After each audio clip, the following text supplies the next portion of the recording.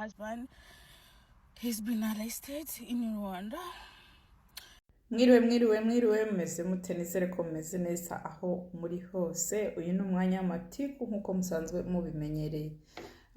Iyo video rero mubashije kubona ntago nashoboye kuyishyiraho yose, ariko rero mushatse mwagenda mukayireba mukayirangiza.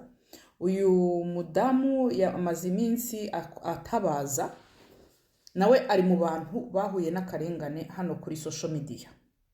Abanyarwanda baramwatatse bamubwira uko asa, bamwita igihutukazi, bamwita ibizina byari byose, ariko yagerageje kubyitwaramo gipfura, ntiyabasubiza nk'uko ngiye banyatatse nkabasubiza.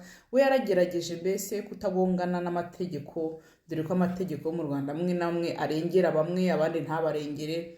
Aragerageza nyine amenya yuko n'ubundi nta wamurengera, arifata agasubizanya ikinyabupfura.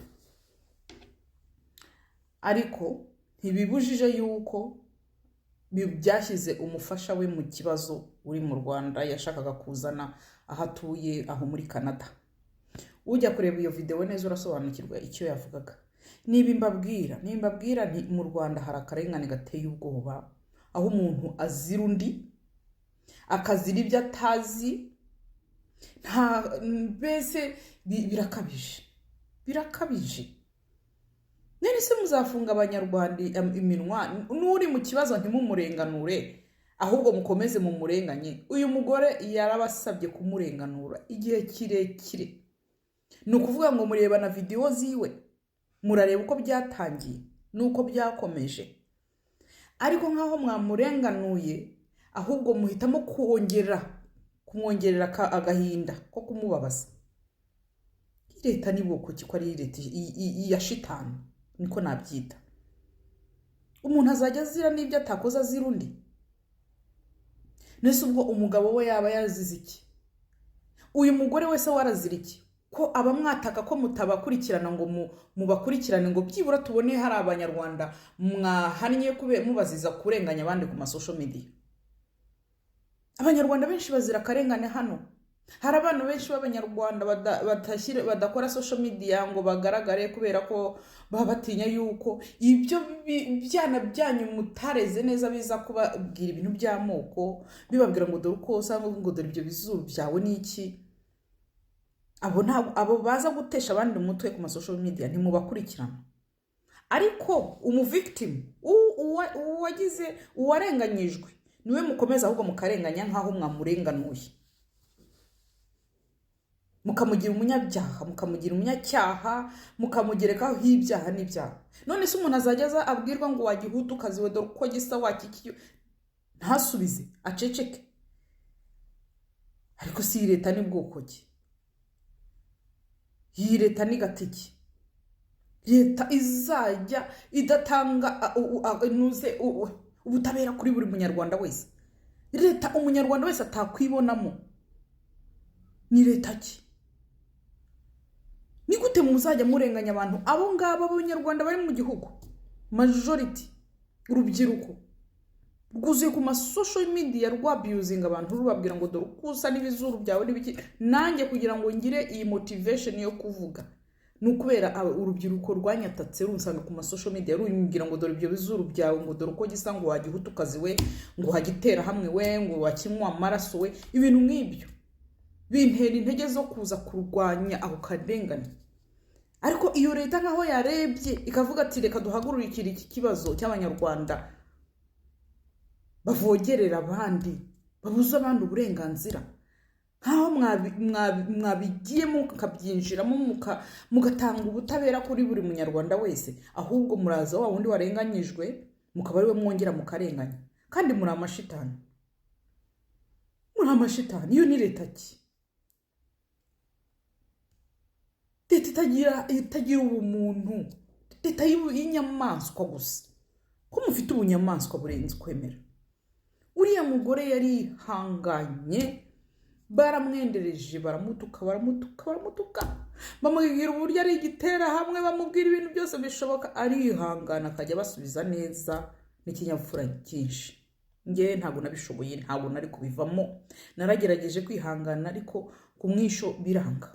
mbona ari ngombwa ko mbihagurukira nkabirwanya kuko abanyarwanda benshi barabikorerwa hano, barabikorerwa. Mwigisha urubyiruko kudahohotera abandi bantu.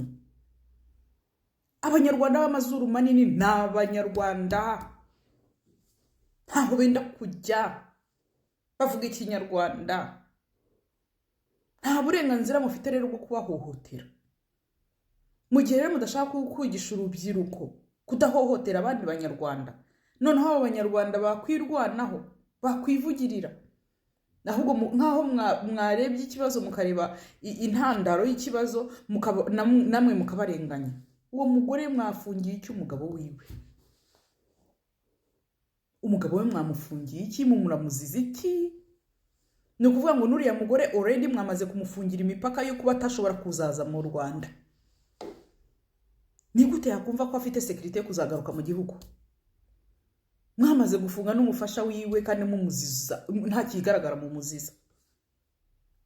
Nahangaha abandi banyarwanda benshi bagenda babonera urugero, bakabona badashobora kujya mu gihugu cyabo kuko babona nta security, nta garanti yuko bafite security mu gihugu cyabo. Iyi leta rero irashaka kugaragaza ko harimo abanyarwanda bamwe bemerewe kujya mu gihugu bakakora ibyo bashaka, bakavuga ibyo bashaka, mu gihe abandi batabyemerewe. None muribaza ko twebwe tuzasigikira iyo leta y'amashitani gutyo?